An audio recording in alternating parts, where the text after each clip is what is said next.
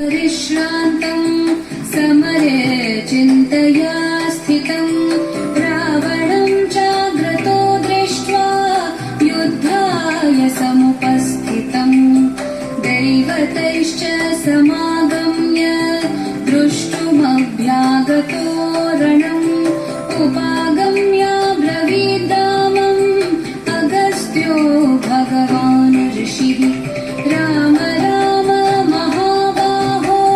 शृणु गुह्यं सनातनं